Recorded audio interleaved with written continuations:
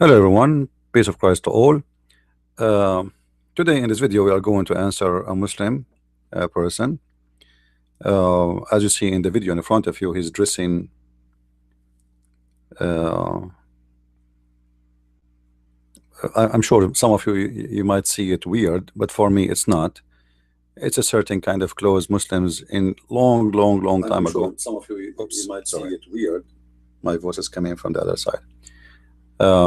So you might see the way he looked like kind of weird, but he's, I don't know, like he's trying to copy his old ancestors. But for sure this is not the dress of the Arab. Was the way the Mamalik used to dress. The Mamalik is the Albanian Muslims who they came in certain time to Egypt, etc., or even in Baghdad and Iraq, and they hold a very high position. In the beginning they were like slaves, and then after that they took over the Muslim empire. However, this is not our topic really, but this guy supposedly is refuting me. And I'm really thankful for Muslims when they try to refute me, because the more they do, the more they prove that I'm very right. And before we start, I would like to invite this gentleman.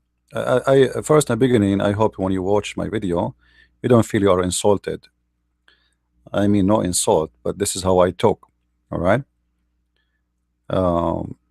So I invite you to debate me if you like, and as long you think you can refute me and you can explain to Muslims and Muslims can learn from you, well, you are more than welcome to join us in a debate. Mostly, every Friday. Actually, the coming Friday, supposedly I will not open, but I cancel my appointment, so we will have our chat room open tomorrow, Friday, and you are welcome. Feel free, and we will treat you with respect. Now, let us see what this guy he said. I'm not going to make it really long, but I assure you that you Muslims, before the Christians, you will enjoy it. Let us see in the beginning what he said.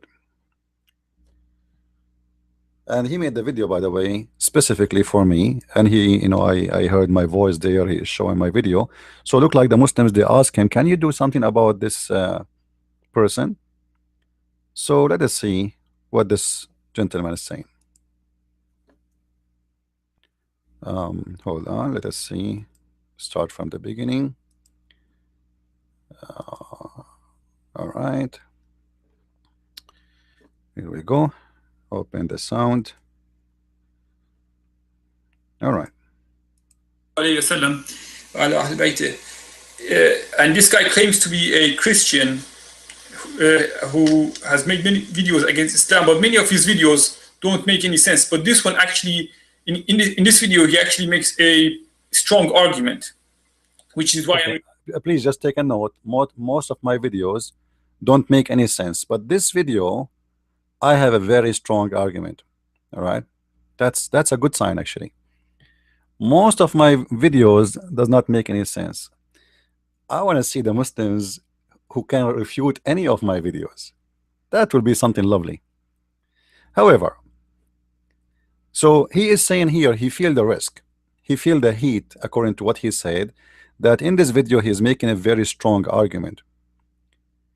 And why, I wonder, this video was convincing him that I made a very strong argument. The video is talking about is the video speak about the death of Muhammad, how Muhammad was killed. Responding to him, and also at the same time also refuting the Shias, because what he says is actually, I think that he's copied his argument from the Shia books, because the Shias use similar arguments in their books. The fact none of my statements is coming from Shia books, and that's showing me that you Muslims, you don't even listen carefully. I am not quoting from any Shia books. All my quotation was from Sunni books. That's very funny. But with a slightly different conclusion. So inshallah we'll be refuting both this guy and Shiism to some extent as well. So here's what he has to say. This hadith is not weak, it's very strong, and it's in Sahih al-Bukhari. So shut up and save yourself the lies. Your prophet himself saying, your prophet, O Aisha, I feel the pain caused by the food I ate at Khaybar. Khaybar is a Jewish tribe, okay?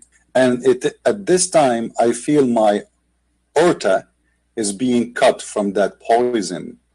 This was when? This was in the death of Muhammad. Muhammad saying he is dying from poison. He says about the one who lied. This is about what? About the one who lied to Allah. What Allah will do? Allah will cut off his aorta. But Muhammad, he just said that his aorta is cut off from poison. Okay, the problem is that he doesn't actually mention the whole story. You have to understand the whole story, the full story. But even then, this is a difficult thing because I have to actually explain something. The reason why I'm making this video is that no one else seems to have, not only has no one else responded to this video, but no one else has responded to the Shias regarding this issue. So this is a very important video. It's a very important response because it clarifies many issues. So, okay, so in order to understand what is really going on, first you need to know the whole story, the full story from the very beginning. What is this all about? Well, there was a Jewish woman who gave some food to the Prophet Muhammad ﷺ and to his companions. And she poisoned this food in order to kill the Prophet. And one of the companions of the Prophet actually ate the food and he was immediately killed by the poison. But the Prophet himself, even though he ate the food, he wasn't killed by the poison. He survived. And he asked the Jewish woman why she had done this. And she said that because she wanted to test to see if he was really a prophet. Because, you see, this is what many people don't know. The reason why there were so many Jews living in Arabia at that time was that many of the Jews were actually waiting for the coming of a prophet from Arabia. Right, right. You know, actually, I came to America because me as a Christian, I'm waiting for a prophet from America. So why there's many Jews in Arabia? Because they are waiting for a prophet coming from Arabia. And look like a prophet coming from Arabia, he will come to Arabia, but he's from Arabia. And you cannot find the prophet in Arabia unless you go to Arabia. I mean, this is very funny and very weird. You know, the Muslims are very naive, and sometimes I feel that even those who they are growing in age and they have a long beard, they are children's and they don't want to read. You know, they say that their prophet is an illiterate man, but I believe that every Muslim is literate. The Jews, they went to Arabia. First of all, what Arabia is, just to show this ignorant person. I'm not calling names, by the way. I see him as an ignorant person. Arabia is not Saudi Arabia. Arabia is as an Aramaic word, mean the desert. You can go right now to Google, search for it. Arabia is a word mean desert. It's not an ethnic. It's not even a location. Any desert, you can call it Arabia.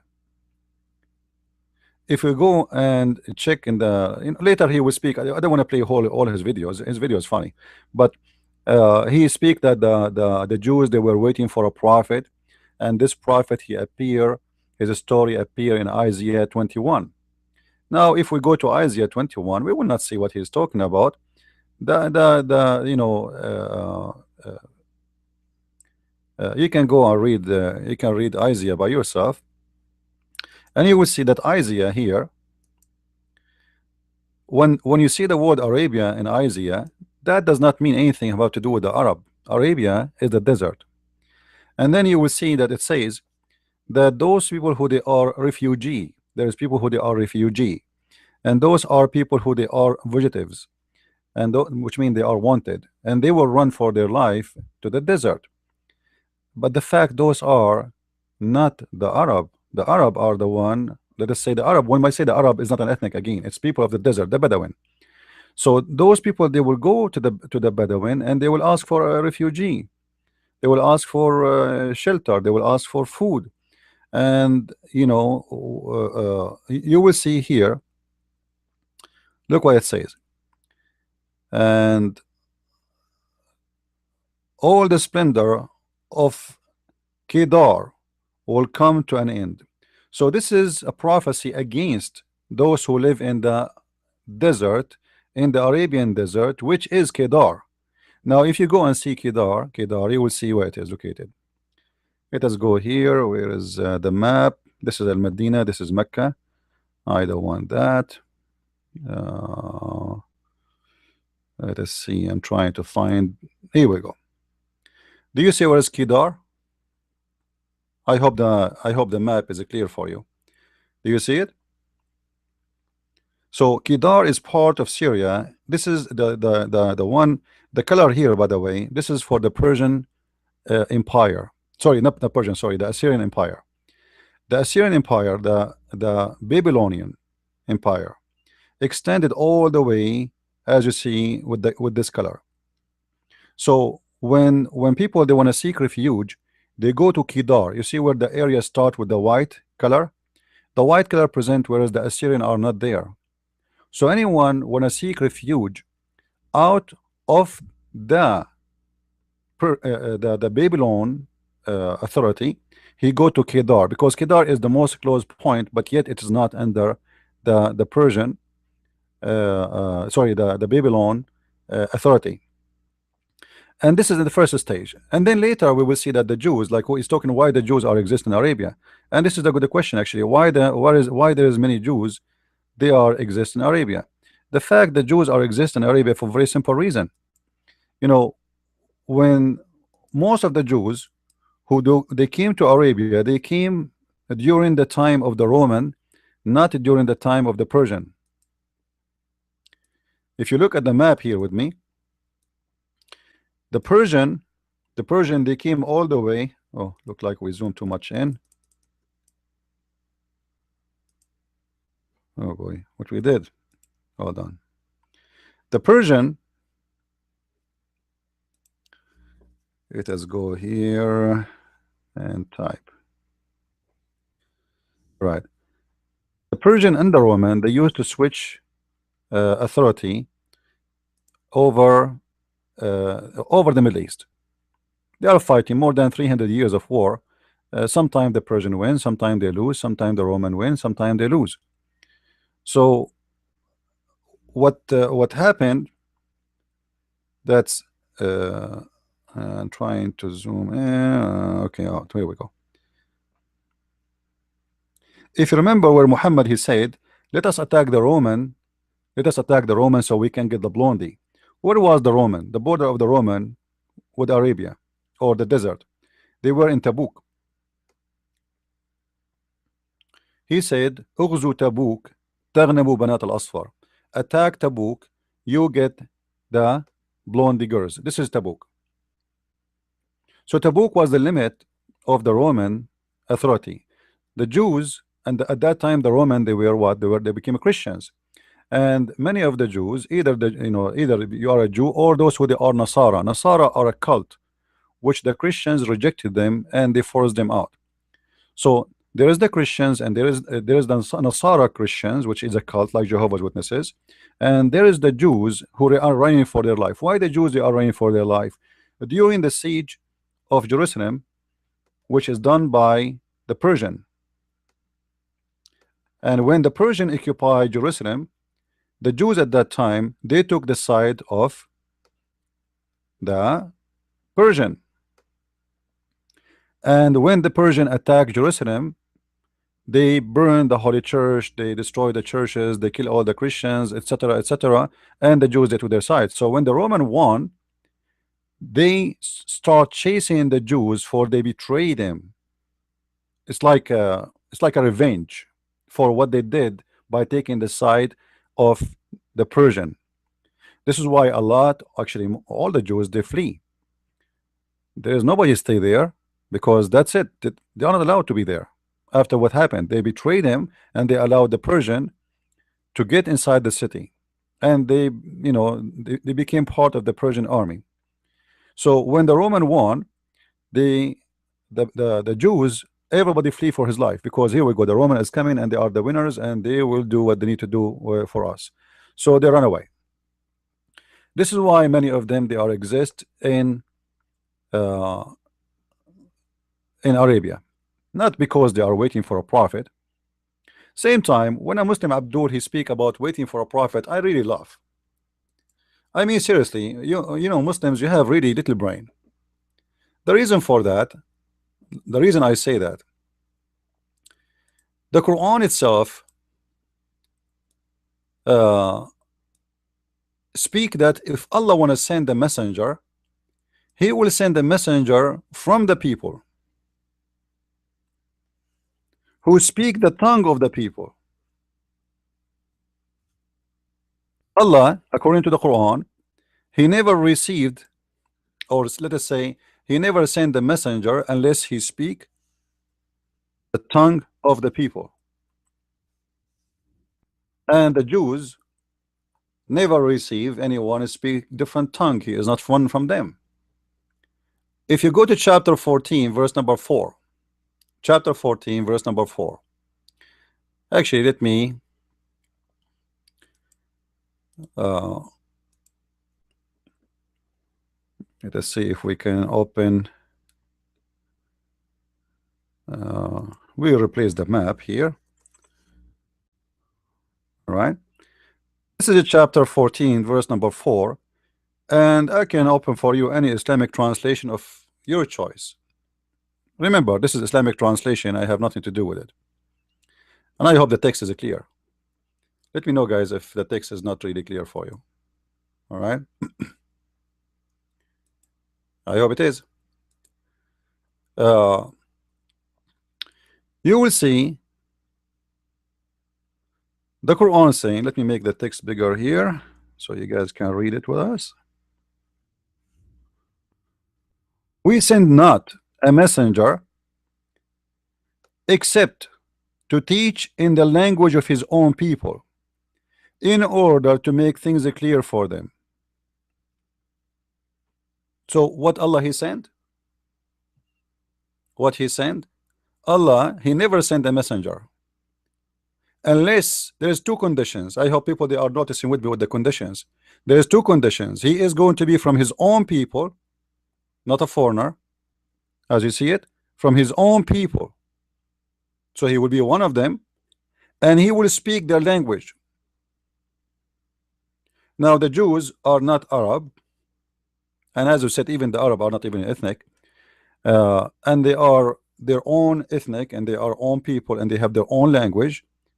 And therefore, even the Quran confirm that Allah will never send a messenger unless he speak the language of his own people, and he is from the people.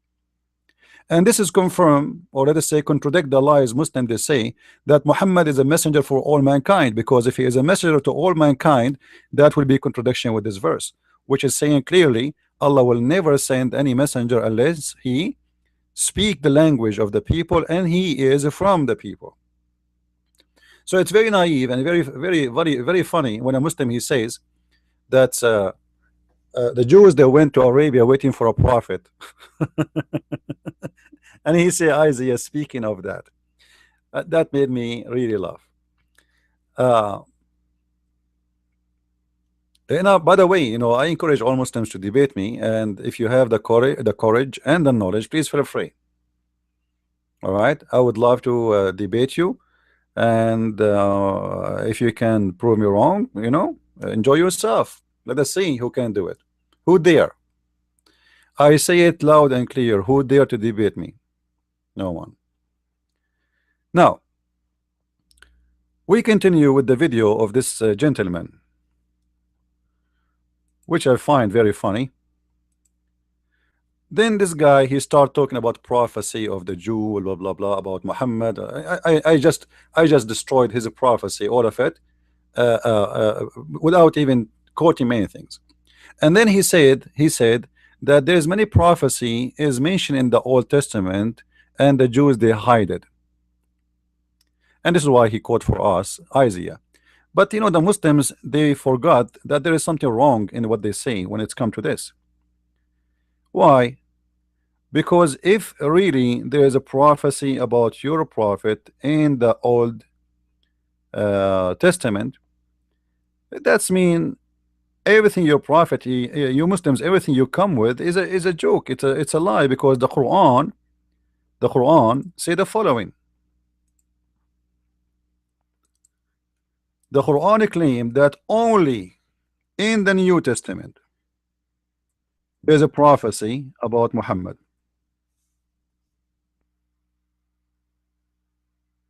And who is the one who will mention the name of Muhammad, prophesy about him, is Isa.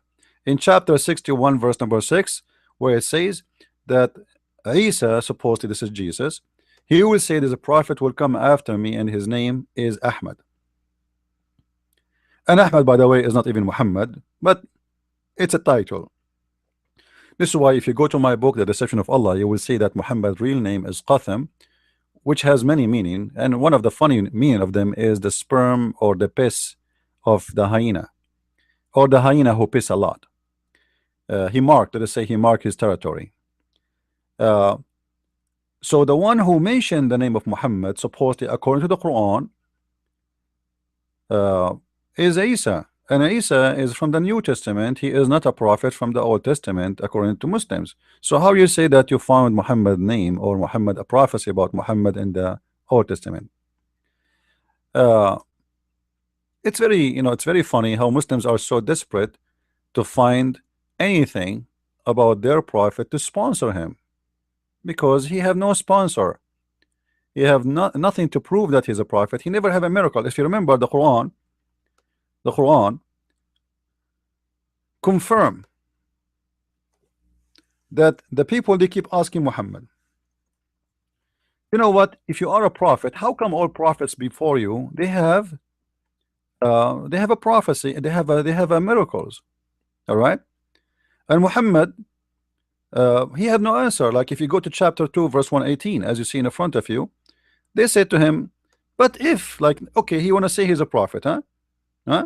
Okay, like why his God don't speak to us, or even come with a miracle, come with a sign? All what those people are asking for is just a sign, just a sign. How come Jesus, according to the Quran, he can raise people from death, he can make the blind see, he can tell you even the unseen, which means this is only about, God, and the resurrection is about God. Nobody can do that except God. And not only this, Jesus, he can create from the mud a bird, and he make it a living creature. So according to the Quran right now, there's a living birds flying in the sky made by Jesus. Now the Quran mentioned birds, but this doesn't mean Jesus, maybe he created even a human. As long as he can create a bird, he can create a human. There's no different. Creation is a creation. And this is confirmed what the Bible says, that everything is created by him and for him. So Jesus, yes, is the creator. And the Quran confirmed that Jesus, he can do everything. But yet Muslims, people are around Muhammad, they are witnessing that Muhammad have no miracles. This is why when you see Muslims, they speak about miracles in the hadith, this is always a fabrication, because the Quran confirmed that Muhammad never have a miracle. Now, one of the funny things, the Muslim, they say to you, the Quran itself is a miracle. And I find that very, very, very stupid. Let me tell you why. If the Quran is a miracle, why they are asking for a miracle? Obviously nobody saw it as a miracle. Secondly, if the Quran is a miracle, why Allah did not say to them, you want the miracle, here we go, this is the Quran? Actually, the Quran confirmed that Allah never ever send a miracle, and he refrained from sending miracles. So if the Quran is a miracle, that's mean the Quran is a book of contradiction and book of stupidity. If we go to chapter 17 verse number 59, you will see the verse saying the following: and we refrain from sending signs only because the man of former generations treated them as false. So what Allah is saying, he refrained. He's not saying I'm going to send later. And imagine, guys, imagine the Quran itself is a miracle, but Allah in the same statement saying I refrain from sending miracles. That would be stupid, isn't it? You know what I mean? If the Quran itself is a miracle, you are making a miracle. So what do you mean you say you are refrain? People who are listening, are you getting my point? Imagine I will say to you, I'm building a house and this house will be a miracle, and then I say to you, I refrain from making miracle. The house itself is a miracle. You are saying that the house itself is a miracle. So how you say to me that the Quran is a miracle, but yet in the Quran you are saying I refrain from sending miracles, when saying that verse by itself is a miracle supposedly? I hope my idea is clear. Now we go back to this guy. I'm not going to play all his video. uh, I will move to what is important. We answer most of the things he said already without playing his video. uh, but then look what he say, and I find it very funny. Is that the prophecies were fulfilled and the mission of the Prophet Muhammad sallallahu alaihi wasallam was completed before he was killed by the poison. And the miracle is that it took about I think it took 4 years for the poison to kill him, whereas one of his companions was killed immediately from the same poison. Notice with me, notice with me. This person, he is admitting that Muhammad was killed by the poison. He is admitting that he's a prophet. Yes, he was killed by the poison. So there's no question about that. He is saying yes, the prophet, he was killed by the poison, but took him 4 years to die. But what is the argument? The argument is Muhammad, he finished his mission. Is that true? Is that true that Muhammad, he finished his mission? And then he said something more weird. I will prove all what he said is to be false. Listen carefully. This shows that this was a miracle, and he survived because he had to finish his mission. So Allah protected him for 4 years from the poison in order to make sure that this mission is completed. And so his main mission was to reveal the Quran or the Quran. And the Quran was actually fully revealed, and the Quran actually says, one of the last verses that was revealed, it was, "Today we have completed your religion." So this verse was already revealed before the poison killed the prophet. So this actually, you know, the funny is, the prophet mission is completed, so Allah, he delay his death. But the challenge was to Muhammad, not this. If you listen to his video, he himself, he said that the Jewish woman, she said, let us see what he said about her. it shows that he was a real prophet because the prophecy was fulfilled before the poison killed him. You see? You see? And the fact that he was killed, yes, it proves that he wasn't a god. But we don't claim that our prophet was a god. It's the Christians who say that Jesus was a god, and at the same time they say that he was killed. Okay, but we don't say that the Prophet Muhammad was a god. Okay, so we don't have a contradiction in our religion. We're not saying that he was immortal and he couldn't be killed and somehow he was killed. No, that contradiction only exists if you believe that your prophet was also a god, which Muslims do not believe. So we don't have that problem. And this strange thing is that the Shias actually use this same argument.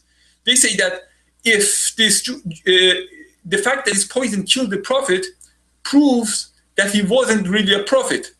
The Shias actually say this. They say that either this is the case, or this poison didn't kill him. This Jewish woman didn't kill him.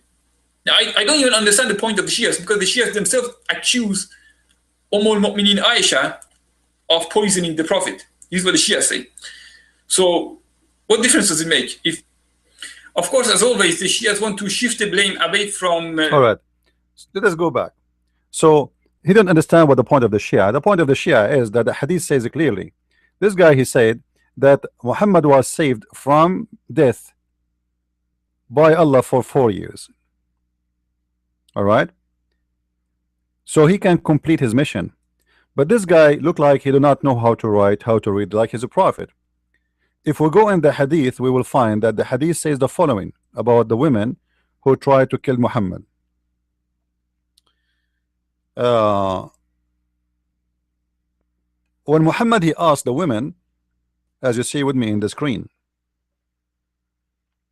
he asked the Jews, have you poisoned this sheep? And this is after he saw that his friends are dying, and one of his friend he died immediately. And actually, Muhammad, after the poison, by the way, they cut his throat. They made a hole in his throat so he will bleed. All right. They do what it's called awraq. So they make a hole in his right away immediately, so he will bleed the poisoned blood, so he can survive. And maybe this is what helped him to survive for a certain time. So Muhammad, he said to them, have you poisoned the sheep? They said, yes. He asked, what made you do so? They said, we wanted to know if you were a liar, in which case we would get rid of you. And if you are a prophet, then the poison would not harm you. The guy, he said, well, Muhammad, he did not die right away. He died 4 years after because of the poison. But the point is to prove Muhammad is a liar or not is by harming him. So you just admitted that Muhammad was harmed. The test was not if Muhammad will be killed or not. It's about he will be harmed or not. As you see, this is your own words. This is your Muslim translation, and I speak Arabic. It's my first language. Huh? It says, he said to them, ما حملكم على ذلك؟ قالوا أردنا أن كنت كاذبا نستريح وإن كنت نبيا لم يضرك. He said to them, and what the reason you made you do this? They said, well, we wanted to know if you are a false prophet, we get rid of you. All right, and if you are a prophet, nothing will harm you. So here the test for real is about harm. Now, was Muhammad harmed by the poison badly? This guy is a gentleman. He just admitted that his prophet really was killed by the poison, or what he is saying, it took 4 years to die. And that's very, very bad harm, actually, because it's, imagine you are suffering for 4 years from poison and you cannot enjoy your one piece of food you eat, or one day, or one moment. Actually, Aisha, she said,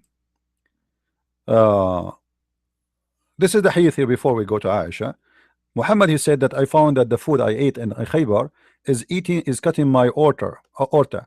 So Muslims cannot say Muhammad is stupid here. He do not know what he's talking about, because this is their prophet, and supposedly, you know, he is a prophet, and everything he say is inspiration. Remember the story of the milk, sorry, the honey, when a guy he came to Muhammad and he said to him, my brother, his stomach is hurting him. So Muhammad told him drink honey.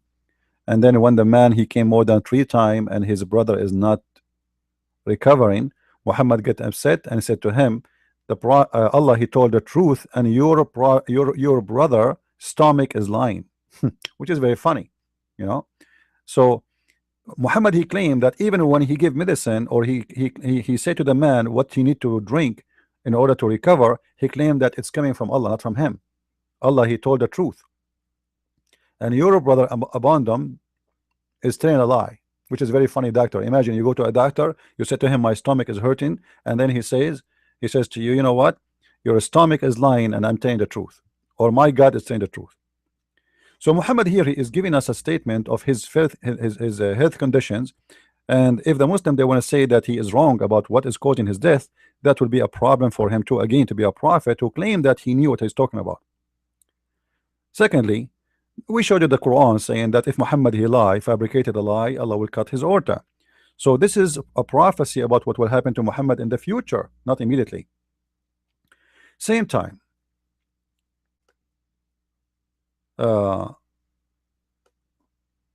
he said that the mission of the prophet was completed.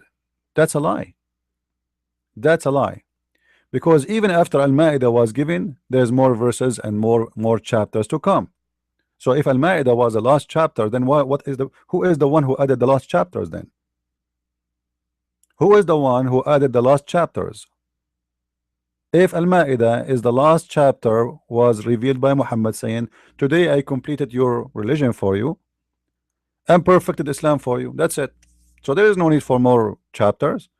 So either you accept then that this chapter was wrong, Islam is not perfected, or you accepted then that whatever chapters came after that chapter is a fabrication, and that's mean the Quran is a corrupt book. Now here you will notice with me that when Muhammad was dying in his bed, guys, is my voice clear? Let me know if my voice is clear. Is my voice clear for you? Just give me a sign, please, if you have any problem. You will see here the story with me that when Muhammad he was in the stage of death, look what Muhammad he said when Allah Messenger was in his deathbed.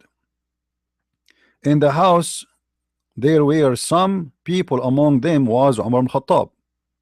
Umar ibn Khattab later he became the caliph. The Prophet said, "Come, let me write for you a statement after which you will not go astray." Hold on. Muhammad now is dying, and Muhammad believes strongly that his people will go astray. I remember this guy, he just said that the mission of the Prophet completed. The mission of the Prophet completed by the chapter of Al-Ma'idah, which is even the last chapter in the Quran. But Muhammad don't agree with this Abdul. Muhammad he say clearly that I need to write for you a book or writing, and that writing, the purpose of it, that if you follow it you will never go astray, which means all the Quran was a shish kebab. All the Quran has no use. Look what Umar he said. Umar said the Prophet is seriously ill and you have the Quran, so the book of Allah is enough for us. Do you know what does that mean, guys? People who are watching, do you know what does that mean? When Umar Khattab he said this statement, anyone have an idea what does that mean? What do you think? Muhammad is asking Umar for something to write in, and the purpose is to avoid the Muslims from going astray, which means the Quran is not enough. Umar he said to Muhammad, no, we have the Quran and that's enough, we do not need your writing. What does that mean? It means shut up, you are being stupid. And not only this, Umar he said قد هجر الرسول. What? قد هجر الرسول. You see, the Muslims, they are saying to you, the translation, he's seriously ill. It doesn't say that. It says that the Prophet قد هجر الرسول, which means he is mentally ill. He lost his mind. He lost his mind.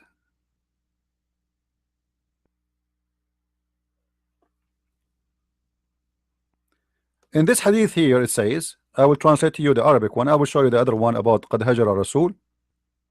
فقال عمر إن النبي صلى الله عليه وسلم قد غلب عليه وجع وعندكم القرآن.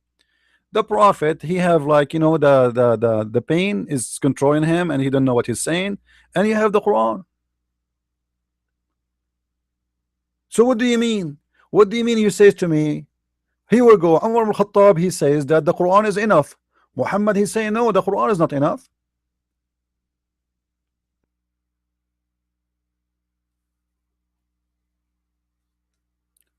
Why Muhammad he say such a statement?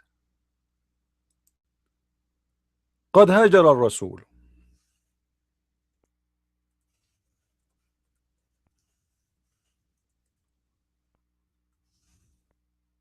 The Prophet he lost his mind.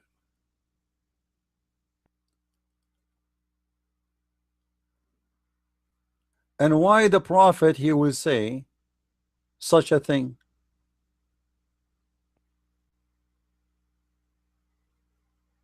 That's not only crazy, that's very stupid, and that is really disgusting. It shows that Muslims have no respect for Muhammad during his illness. Let us say, for the sake of argument, I am very sick, I am dying. Should you respect my wish and give me what I want? What do you think? Especially this is Muhammad. He is the prophet of the Arab. He is the leader of the Arab, those Muslims. He is their king.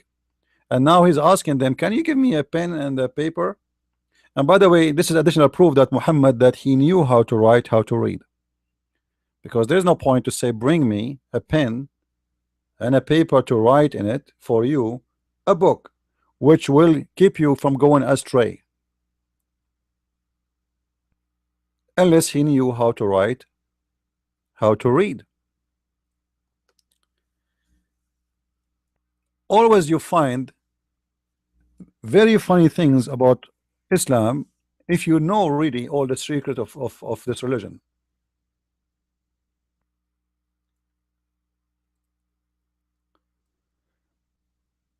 Ibn al-Athir, as an example, he said about the word hajara. He said the word hajar mean the person who is suffering from illness, bad illness, to the point he have illusion. He is saying crazy stuff, stupid stuff. If you go to the book of Sahih al-Bukhari, volume number 6, page number 11, it's speaking about the same thing. You can go to the book of Nihaya fi Gharib al-Athar.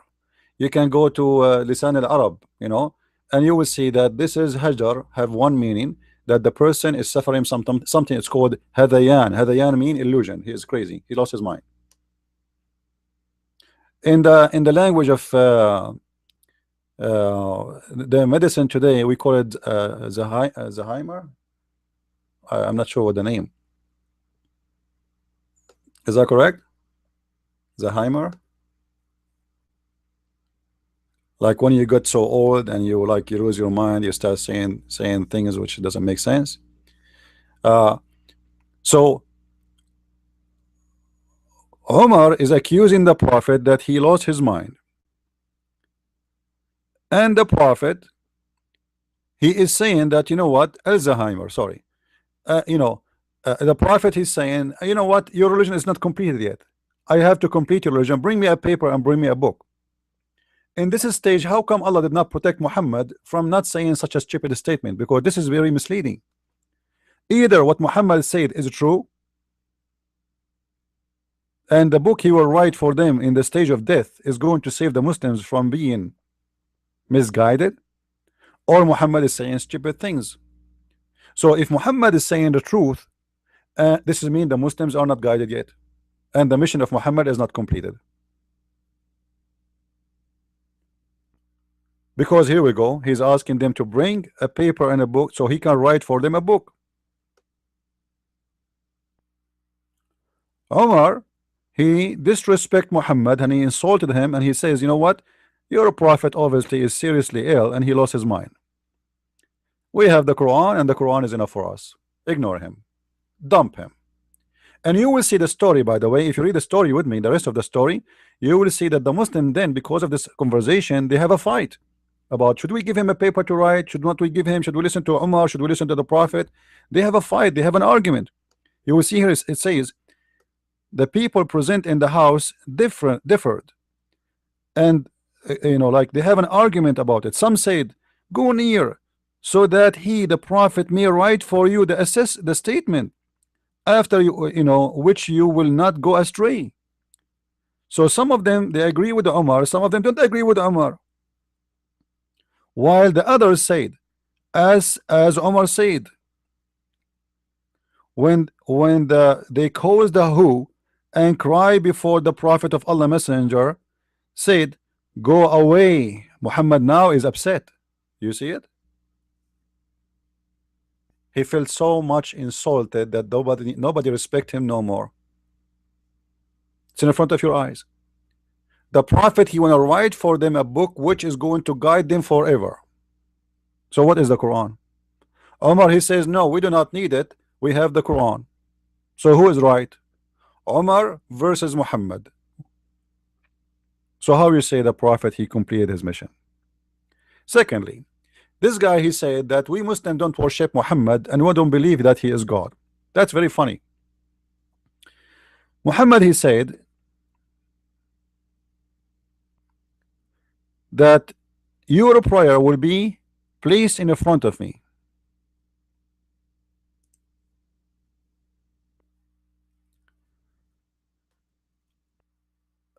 If you see this hadith with me, all right, and by the way, this exists all over. I'm not just quoting my sugars, or my cherries, as they say. This is a very well-known hadith, repeated in many books. You will see that Muhammad, he claimed that he said to them, pray, so because one day Allah will place your prayer in front of me. They said to him, Prophet, how Allah will place the prayer in front of you when you are going to be dead? That's a good question. What do you mean he will place the prayer in front of us? Muhammad, he claimed that when he died, he is still alive. How? Look what he said. He said, after they said to him, how can, let us click in it.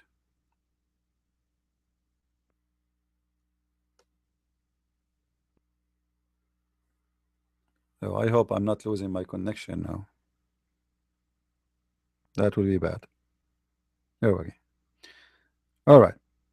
And by the way, this is Sahih Hadith, as you see in the front of your eyes. So they said to him, the people asked the messenger of Allah, how can it be that our blessing or our prayer will be submitted to you while your body will be decayed, which means your body will be destroyed? He replied, Allah the Exalted has forbidden the earth from consuming the bodies of the Prophet. So Muhammad, he claimed that when he die, his body we can leave it in the street forever and nothing will happen to it. And not only this, he claimed that this body can hear and can see, which means he's alive. He looked like he's dead, but he's alive to the point that Allah will place the prayer in the front of Muhammad as if Allah is a slave of Muhammad, and Muhammad is God. Because why the prayer of those people will be placed in the front of Muhammad? Who is Muhammad? Muhammad supposedly is a messenger who deliver a message and that's it, bye-bye. No, the mission of Muhammad is not over when he is dead. The mission of Muhammad actually continue when he is in the stage of death, because he is going to be alive, and Allah will place the prayer of the Muslims in the front of him, as we see in the front of us in this hadith. And as you see, it says clearly, this is Sahih. All right. I hope people, they will focus with me in what we are saying here. All right. So Muhammad, he claimed that Allah will protect his body and his body will be alive even in the stage of death. It might appear to us to be dead. This is why you see the Muslims, when Muhammad he died, they were fighting. Should we bury him or we should not? And this is why Muhammad's body stayed without barrier for more than 3 days until he stink.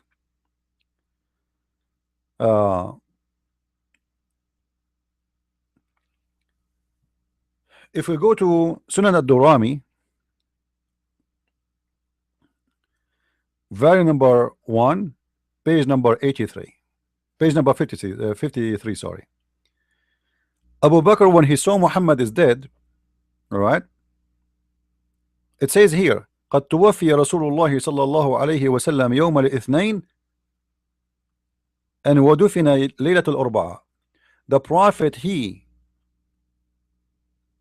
was, he died in Monday, actually it's morning Monday, and he was buried at the evening of Wednesday. That's mean what? That's mean Muhammad was not buried for 3 days. Monday the whole day, Tuesday the whole day, and Wednesday until the evening, which means the whole day too. Now, why the Muslims did not bury Muhammad for 3 days? What is the reason? By the way, you can go right now and check in the internet. You will see that a Muslim, when he dies, should be buried immediately. Muslim, they don't leave their dead bodies in the freezer for 6 days. They bury him immediately. All right, before the sunset. If the person he died before the sunset, they have to bury him immediately. And unless he's die at night, then they have to wait for the morning. But if he die during the daytime, he have to be buried before the sunset. So why in the case of Muhammad was not buried? Because Muslim, they believed him when he said that the body of the prophet will not be destroyed. They believed him. They thought this is true. And later they found that every word of this is a lie. Ibn Abbas, he said, ادفنوا صاحبكم يأسا فهو يأسا كما يأسا البشر. Bury your friend. He stink. He stink the same as every human being stink. Even it's the hadith says that when Muhammad he died and they left him for 3 days out, it says قَدْ رَبَى بَطْنُهُ, his belly became like a balloon. وَاخْضَرَّتْ أَظَافِرُهُ, and his nails became green. And his finger, they shrink, like they are like not, they are not extended no more, they are like shrinking. All right, like if you are grabbing something with your fingers, with your hand, you know what I mean. I'm not sure if I'm getting the right word in English. So his fingers are shrinking or bending over. So his belly is like a balloon. His skin became a green. His nails, have a scary color, and he stink. All of this happened. Why did it not bury him? Because they believed him. They thought he is in the truth. That is the prophet. The prophet body will not be decayed, and the prophet body will be always forever the same way it is, and even their prayer will be placed in front of him. So this story alone proved that Muhammad is a false prophet.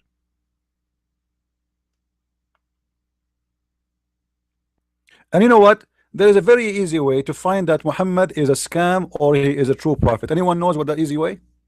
Anyone knows what the easy way to do it? To find out immediately. The Muslims can do it, not us. That Muhammad is a false prophet. What do you think? What is the way? How we can find immediately if Muhammad is a prophet or not? Without all the other proofs, only focusing in this, we can open the grave of Muhammad right now in Saudi Arabia, and we will find that his body is a dust. And then we will know that Muhammad is a false prophet. And all the reference says clearly that Muhammad, he suffer.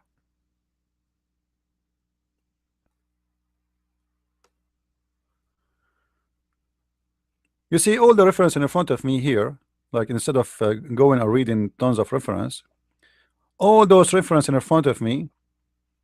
Look what Ibn there's tons of them actually. This is coming from the book of Sir A'lam al-Nubala, page number 1059. The book of Sir A'lam al-Nubala, page number 1059. All of them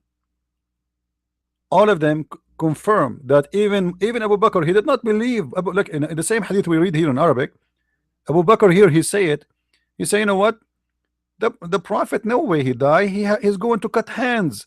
He have to cut hands and legs. Let me see where I can find the hadith. Here we go. When Muhammad he died, look what happened. When the messenger of Allah passed away, Abu Bakr was with his wife and daughter, all right, etc. And then he said, the prophet was not dead, rather than he was being overcome with what used to overcome him at the time of revelation. Guys, do you remember when we spoke about Muhammad, that this guy, he is suffering from mental illness and he have a coma, he lose his mind, he fell in the floor? This is confirmed. Abu Bakr saying the prophet did not die. Okay, what's happening right now is what he used always to happen to him. As usual, he fell down in the floor, he don't talk, his tongue come out, and he is not dead. And by the way, if you study and if you are in the medical field, if there is a doctor in here, can tell you what does that mean. In Arabic we call it marad al-sara. I'm not sure what the name of in English. When somebody like he starts shaking and he fell in the floor and he lose control of himself, this is an illness. And by the way, it doesn't mean if you have that illness you are a bad person. No, this is illness. It's not your fault. But obviously Muhammad is suffering from a bad epilepsy. Yes, I think so. Muhammad is suffering from this illness, and he always fails. So you see here, Abu Bakr, he is witnessing. Okay, don't panic. Okay, he did not die. This is what always happened to him when he received revelation. Look like Muhammad always used to have this story, or used to have this situation. He fell down on the floor, and he don't talk, he don't answer, he have no response. Simply, this is an illness. Then Abu Bakr come and uncovered the prophet, uncovered his face and kissed him, which means they covered his face, which means everybody believed that he's dead. They cover his face. So he uncovered his face and kissed him between his eyes and said, "You are too noble before Allah for him to cause you to die twice." Hold on, that's very dangerous.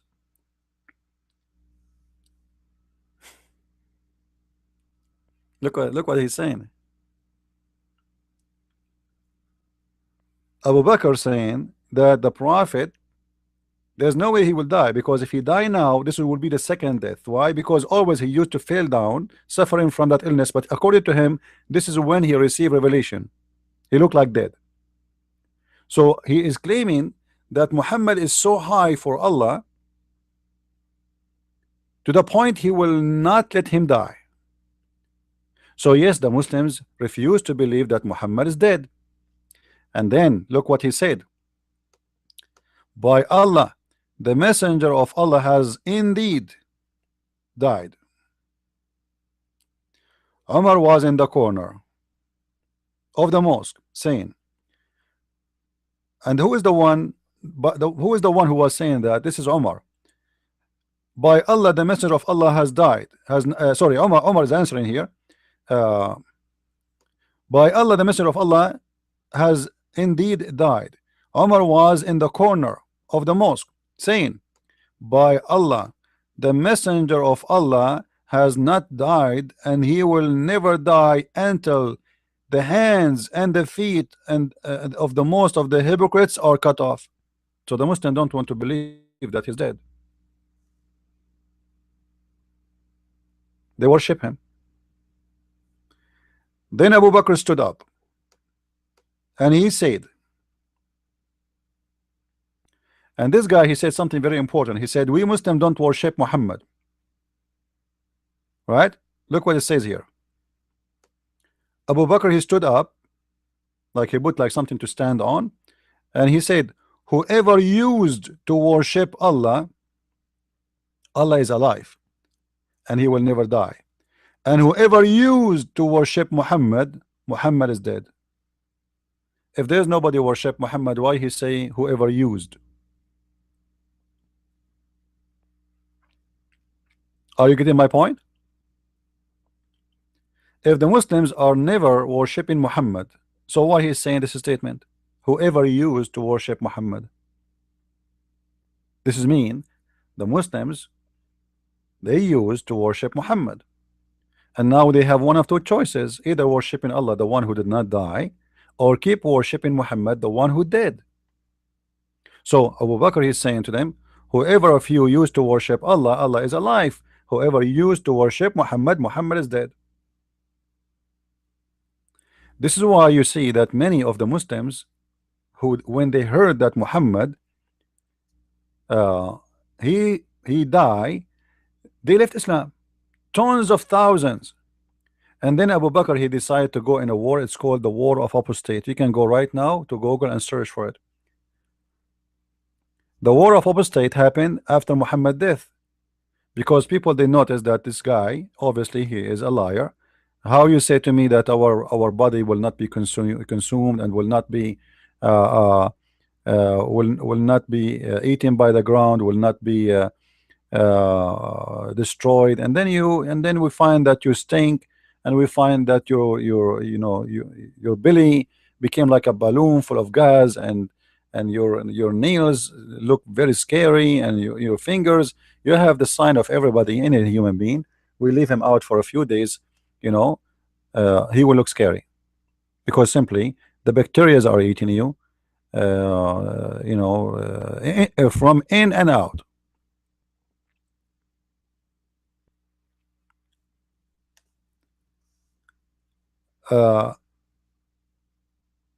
So Muhammad did not complete his mission, And the most important thing for me, that this guy in his video, he said that the problem here, that's not Muhammad is getting killed. The problem that Muhammad, my problem for him, according to him, Muhammad, he complete his mission. The women, he should decide to kill him so he will not complete his mission. That's false. The women, she, you know, the story says, if you are a prophet, if you are a prophet, nothing will harm you. If you are not a prophet, you will be harmed. So the logic of the Shia, which he don't understand, when the Shia, they accept what I am saying too, that they are saying, if this is true, this means Muhammad was harmed, and that means he is a false prophet. It's not only about his death, it's about he being harmed. All right, he was harmed. He wasn't only, you see what it says,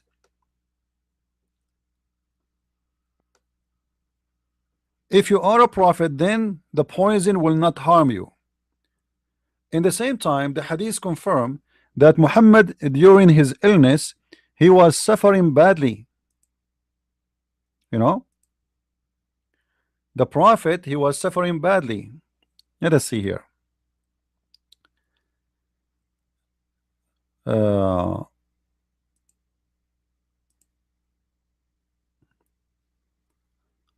where is the hadith about Muhammad suffering badly? Let us see. Okay. I need to find the hadith. Well, it says clearly that Muhammad, he really suffered badly from this illness. Let me remember the hadith. What it was, the hadith saying.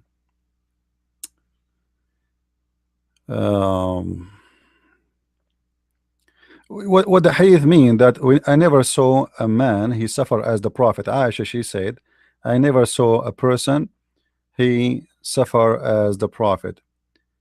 Let us see here, maybe here. Here is the reference where Muhammad says, لما مات لم يدفن حتى ربى بطنه وانثنت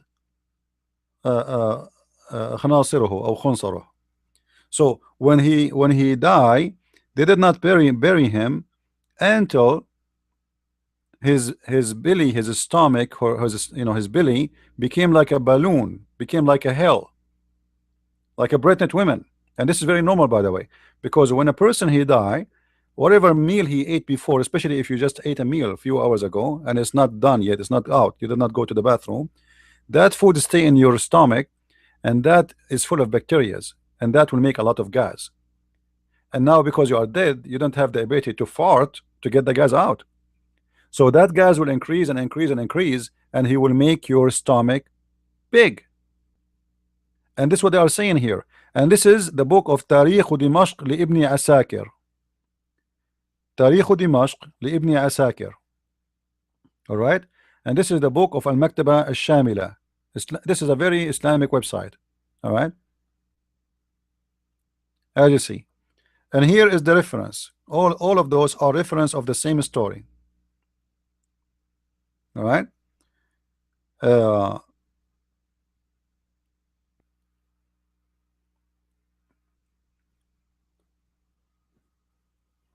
So Muhammad was suffering badly, and actually even the hadith we quote before, it says clearly that Muhammad was suffering badly from the illness, which is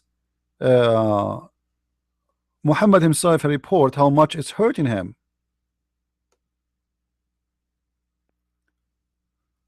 Let us see.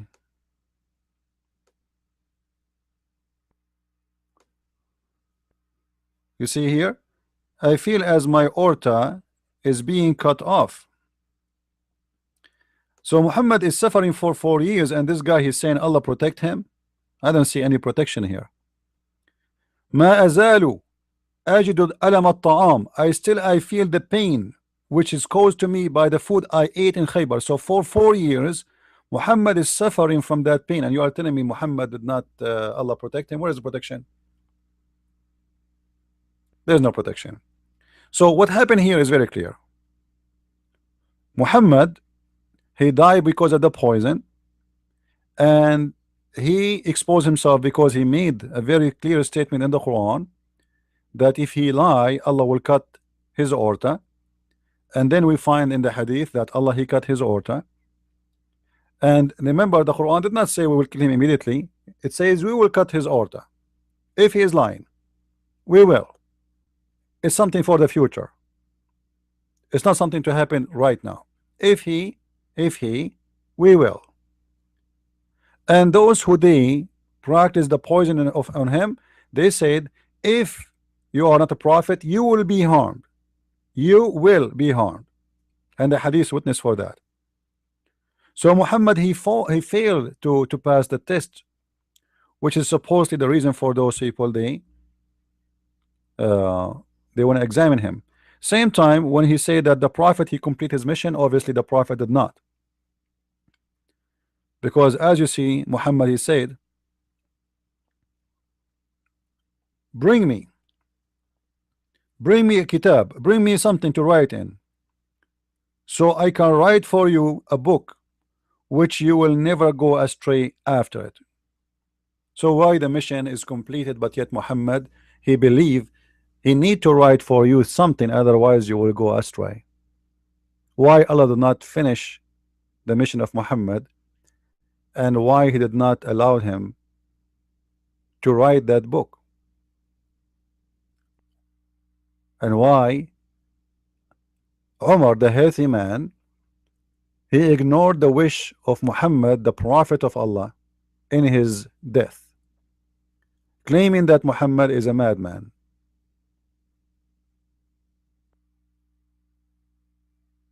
So the mission is not completed, and Muhammad he died before he complete his mission, and the one is saying that is not me, it's your prophet himself, as you see. And this is from Sahih al-Bukhari. This is a Sahih hadith.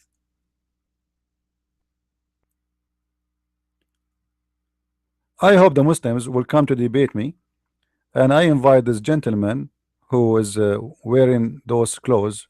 Maybe I think he is wearing those clothes. He will convince people that he is a person of knowledge. Yeah, and by the way, he said something very funny. He said that aside from Elijah, he spoke about Alexander the Great. He said Alexander the Great, the one who believed Alexander the Great is Zulqarnain, is the Sufi, I think, and the Shia. This is stupid. You know, this is seriously stupid. The one who says that, actually you can fight in Ibn Kathir. Ibn Kathir is a very pure Sunni, you know.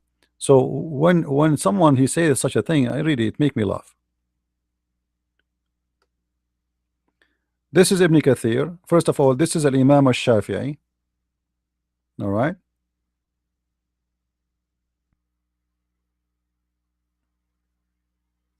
And the one who said that Zulqarnain is the one who built Alexander the Great is mentioned in many books, and one of them is, let's write it here. Let's show it to you.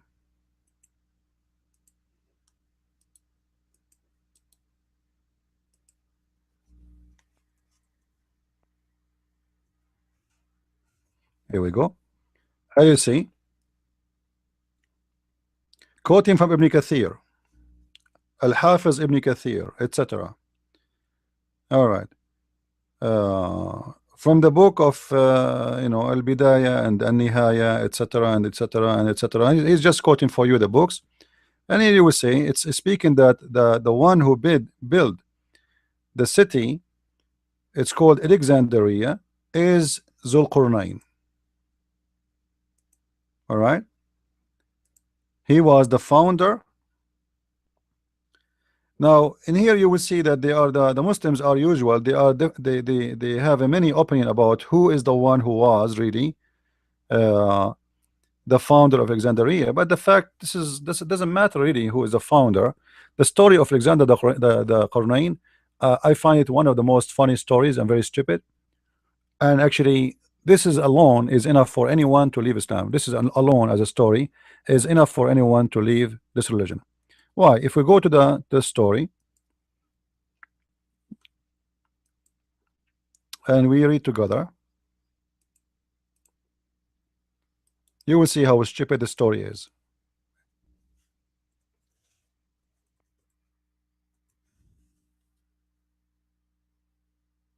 All right. In chapter 18, verse number 83, it says, وَيَسْأَلُونَكَ عَنْ ذِي الْقَرْنَيْنِ قُلْ سَأَتْلُو لَكُمْ مِنْهُ ذِكْرًا. They're asking you about Alexander the Great. What happened in this story, by the way? What happened? Or Zulqarnain. The Jews, they ask him about Zulqarnain. And Muhammad, there is no way, he is a prophet of God. He is going to give them the answer. He cannot say to them, I do not know.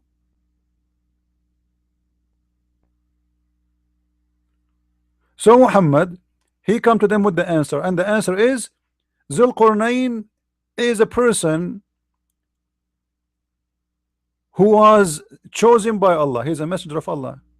The funny, this guy, he called him as a Persian king. The Persian king wasn't a believer. The Quran here confirmed that this guy is a believer, and he is actually the Quran is so clear, making him a prophet, or at least a messenger for God, sent for those people. If you read with me any Muslim translation, let us see, Yusuf Ali. They ask concerning Zulqarnain, say, I will tell you about him. Verily we establish his power on earth. Who is the one who established his power? Allah. All right. And we gave him the ways and the mean to the end. So this is a missionary from Allah. Allah is making things happen for him for a reason. And then he found, he went in a way, and he found in where the sun set. He reached the setting of the sun, and he found it sitting in a spring of a murky water. The fact it's not really a spring of murky water, it's a spring of hot water. Near it he found people who said, O Zulqarnain, either Allah, he spoke to Zulqarnain. Look, who is talking to Zulqarnain here? Allah. Allah said to him, we said, O Zulqarnain, either you punish them or treat them with kindness. So this guy, he speak for Allah. So whoever you want to say to him, he is the Persian king, he is Alexander the Great. That's very stupid, because both of them, Alexander the Great is a bisexual. That guy, he worshiped the fire. The Persian, they worship the fire until the coming of Islam.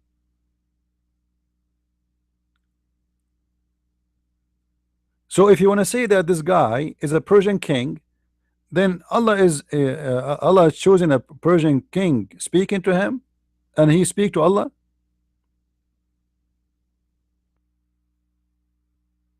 Allah spoke to him, said, we said. Who is talking here? This is why you see we in big. Allah saying to Alexander the Great, either you punish them or you be kind for them, which means very stupid, right? I mean, what the point? What do you mean either you punish them or be kind? I mean, there's a third option.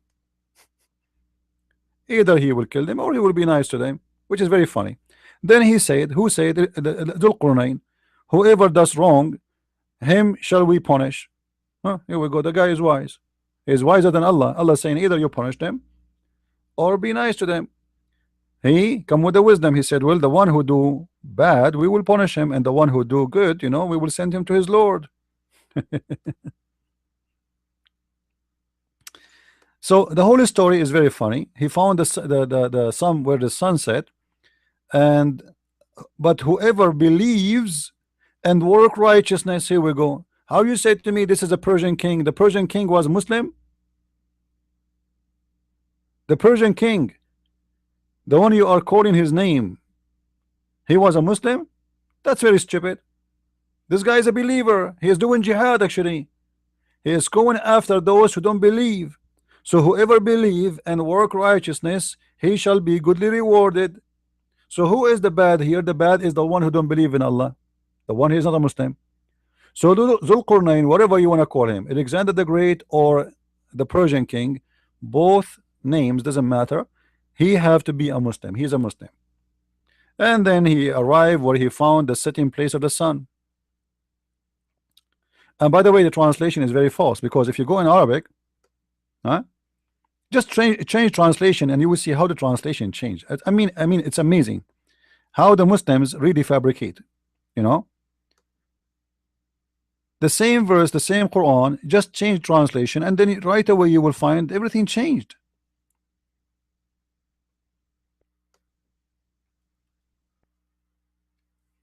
Look, then when he reached the sitting place of the sun, this is more accurate because in Arabic it says it clearly. All right. حتى بلغ مغرب الشمس وجدها تغرب في عين حامئة. Until he arrived the sitting place of the sun, he found it sitting in a murky water, and next to it, which means next to the place where the sun set. So that place is a sitting place, is a location, physical location where people live. Now you want to tell me that this is Quran? Well, this Quran is funny because the sun does not set in a murky water, and there's no way you can find people who live next to the sitting place of the sun. And remember, the one is reporting the story is not Zulqarnain, it is Allah. So how Allah he says such a statement? The Muslim they might say to you, well, it's appeared to him that this is where the sun set. To who? To Zulqarnain. But remember, it doesn't say that. Allah is the reporter. Allah saying, and he found the sitting place of the sun. It's not Zulqarnain, he said, and I found the sitting place of the sun. Remember, in verse number chapter 18, verse number 83, Allah say, I will tell you his story. So the reporter of this story is Allah. You see it? The reporter of the story, the one is talking here, the whole story is Allah. So Allah is the one saying to us, I found this person, he found. He, when I say to you, he found, it's mean he found. Otherwise, I would say he thought he found. He didn't say he thought he found, he say he found where the sun set. And next to it, he found the sitting place. He found the sitting place of the sun, and next to it, he found people living next to that place. He found it sitting, not he thought. So the Muslim they try to fabricate to fool you. He found it sitting. So Allah confirming the finding of this person. He found it. And this is again, this is a very short, clear proof that Islam is a false religion. And then he found where the sun rays, and next to it there's people. Here we go, read. And then he changed the direction. Then he went all the way, and he reached the rising place of the sun. He found it rising on people from whom we had appointed no shelter there for them. The funny, there's a guy, his name is Harun Yahya. He said that the sitting place of the sun is, sorry, the rising place of the sun is the North Pole, and the no shelter upon them is the ozone.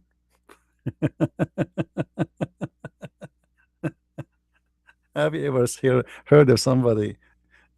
He went all the way to the North Pole to find people there who have no shelter on them, and that is the ozone.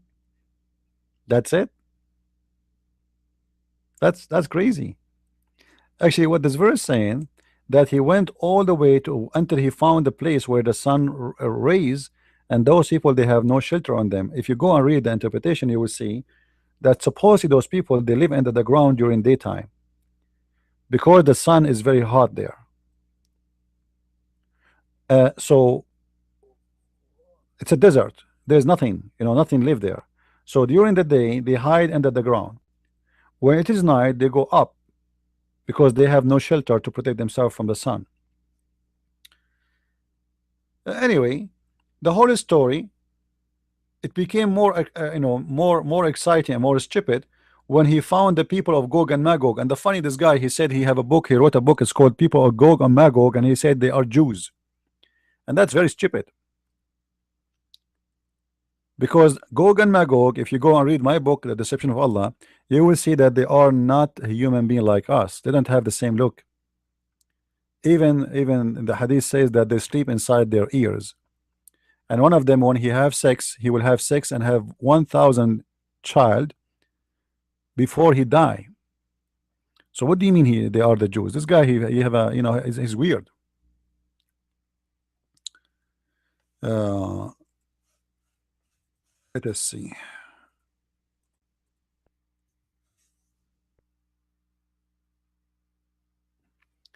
So according to the story, the people of Gog and Magog, the verse in the Quran confirmed that those people, they will be hold behind a barrier which is Zulqarnain he built, and that barrier is made from iron supposedly, and they cannot get out. So how you say that they are the Jews? And they are huge in number. Nobody can count their number. Uh, and when they get out, then they will be like waves. They will be billions. All right. All those hadith is about Gog and Magog. All of them.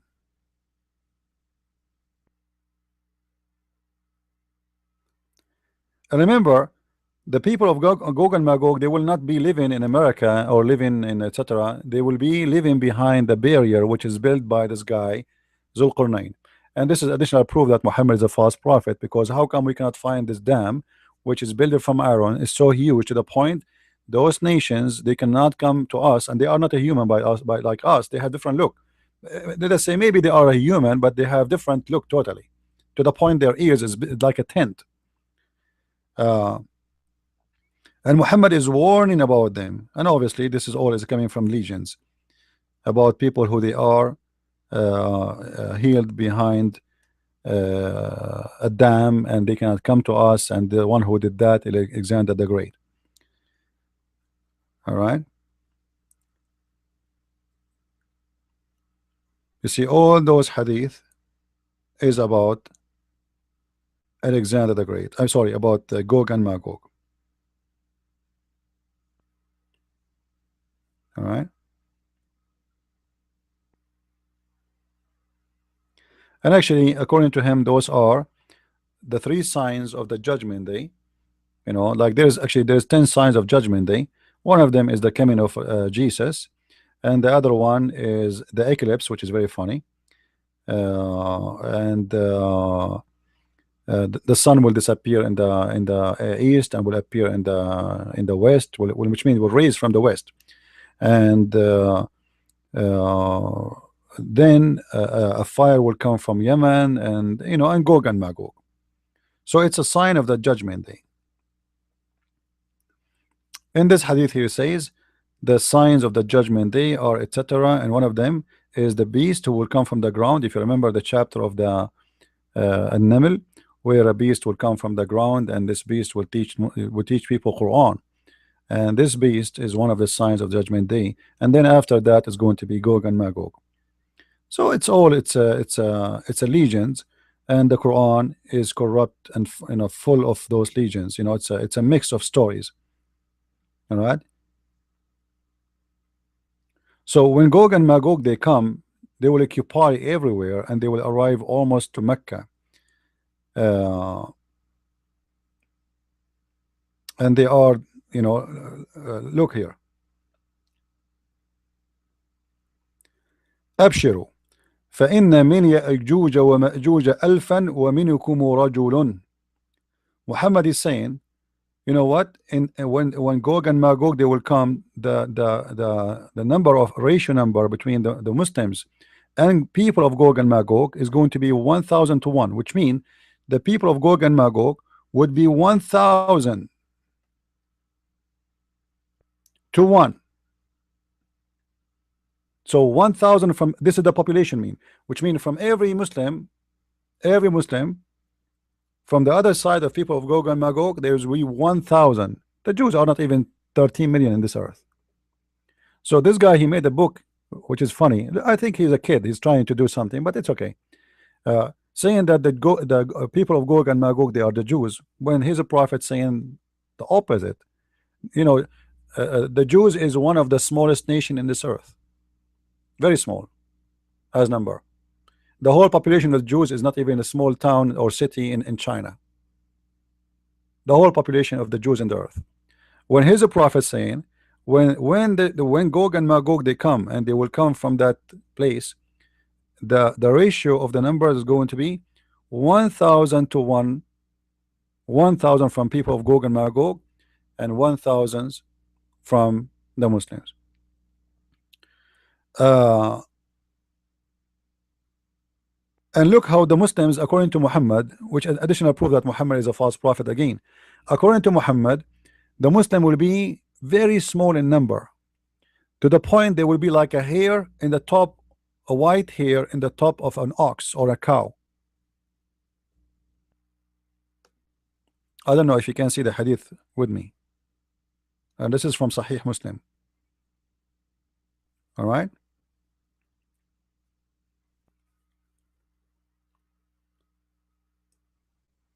You see it? The Muslims will be small in number. Small in number to the point they will be the same as a white hair in the skin of a cow or an ox. And they will be the only white hair, which means the whole body is the number of those who they are not Muslims. And the one hair is the Muslims. So according to Muhammad, Muslims will be very small, tiny in number, to the point you compare them to one hair. Like imagine how many hair in the top of the skin of the cow or the donkey, as he as he state here, as you see in front of me. And this is why he says that the people of Gog and Magog, they will be 1,000 to 1, which means everyone from the people of Gog and Magog. Read with me here.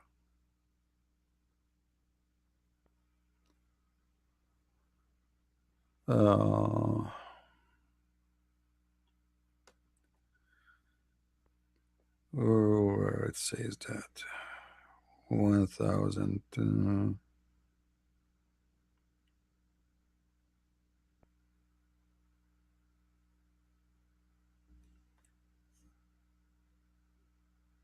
All right.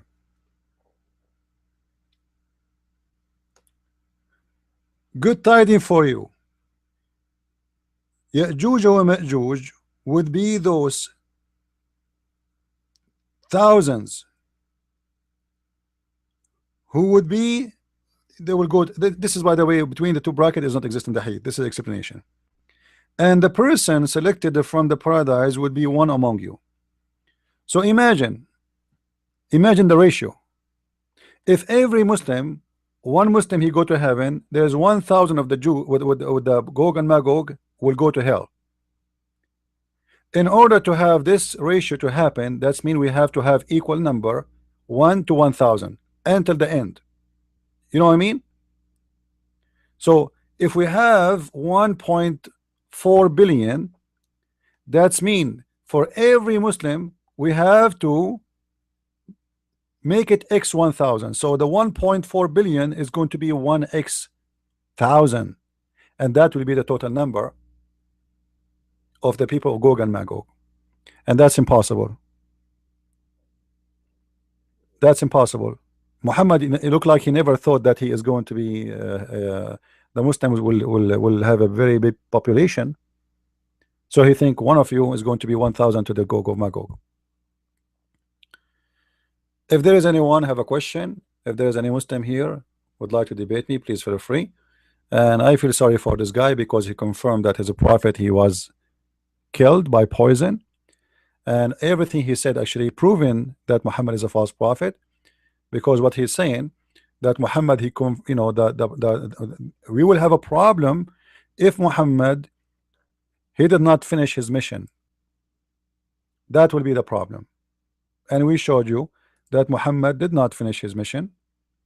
This is why Muhammad asked the Muslims to bring him something, a book, to write it, and this is in the stage of death. So Muhammad mission never completed. And if the Muslims want to explain to me what happened here, if they want to say to me Muhammad was sick and he was saying stupid things, the hadith confirmed that Muhammad was sick for a long time. So how many things Muhammad he said during his sickness you might call it stupid? Remember, this guy, he said that Allah protected Muhammad for the 4 years from dying immediately from the poison. So Muhammad was sick badly for 4 years.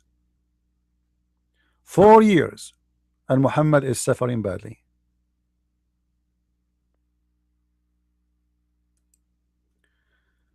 Uh,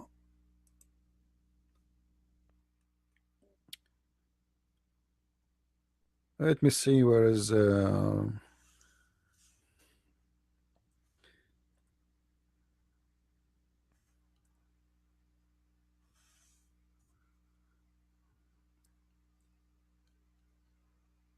us see. I'm trying to find the hadith.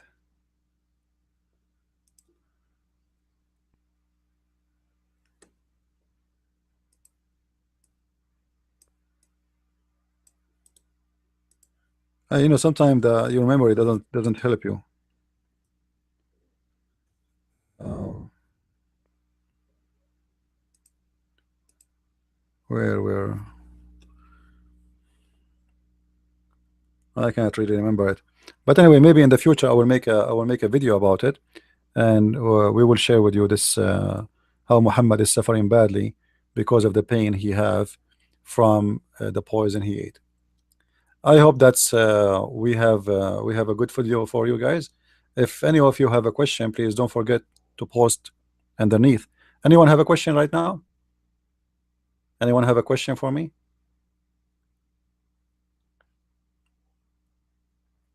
Remember, tomorrow, Friday, we are going to open our chat room and we will do broadcast again in Facebook and in YouTube.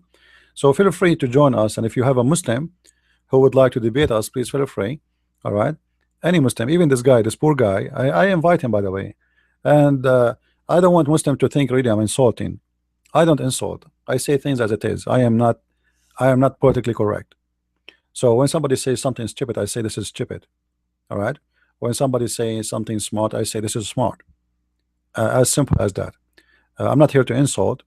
However, don't ask me to respect your prophet. I don't respect him because, as I said, I am here to say things as it is.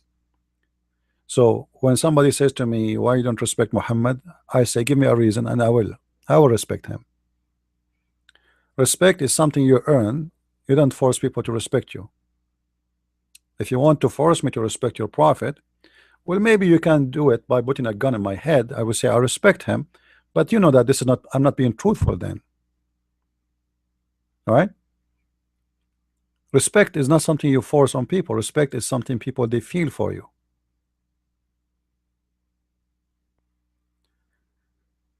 Uh, so I invite the Muslims to bring us something about their prophet so we can respect him. From my reading about him, this guy, he is a liar. He lie a lot. He fabricates stories. He make up stories. He was a thief. He killed. He raped. I mean, name one crime Muhammad he was not involved with. One kind of crime.